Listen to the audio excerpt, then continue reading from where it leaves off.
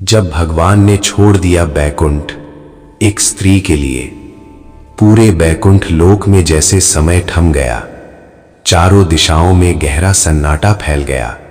जब देवी लक्ष्मी ने यह दृश्य देखा कि उनके स्वामी भगवान विष्णु एक स्त्री के पीछे पीछे जा रहे हैं, वो स्त्री जिसे संसार अपवित्र कहता था, जिसे लोग तिरस्कार की दृष्टि से देखते थे, लक्ष्मी जी का हृदय कांप उठा। वे व्याकुल होकर पुकार उठी, प्रभु ये कैसी लीला है? आप इस स्त्री के पीछे क्यों चल रहे हैं? ये कैसा अनर्थ हो रहा है? भगवान ने पलटकर शांत स्वर में कहा, लक्ष्मी आज मेरा बैकुंठ भी छोटा पड़ गया है, क्योंकि इस स्त्री ने मुझसे कुछ और नहीं, स्वयं मुझे ही मांग लिया है। उसने भक्ति के बदले मेरा संपूर्ण अस्तित्व चाहा है। हाँ, ये उसी स्त्री की कथा है जिसे समाज कलंक कहता था। दक्षिण भारत की अति मुक्ताब्जे, पेशे से वेश्या पर हृदय से भगवान की अनन्य भक्त। समाज उसे पतित समझता था, पर कोई नहीं जानता था कि उसके बंद दरवाजों के भीतर वो प्रभु के चरणों को अपने आंसुओं से स्नान कराती थी। एक दिन वो मंदिर पहुंची। मन में केवल दर्शन की चाह थी, परंतु पुजारियों ने उसे देखते ही अपवित्र कहकर धक्का दे दिया। बोले, तेरे आने से मंदिर अशुद्ध हो जाएगा, पत्थर की मूर्ति भी कलंकित हो जाएगी।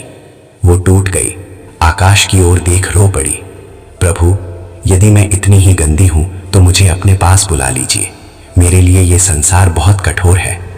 उस रात भगवान ने एक अद्भुत लीला रची। अगली सुबह पूरा गांव स्तब्ध रह गया। मंदिर में भगवान विष्णु की मूर्ति अपने स्थान पर नहीं थी। हाहाकार मच गया। लोग पागलों की तरह इधर उधर खोजने लगे। तभी किसी ने देखा, वो दिव्य मूर्ति अति मुक्ताब्जे के साधारण से घर के आंगन में खड़ी है।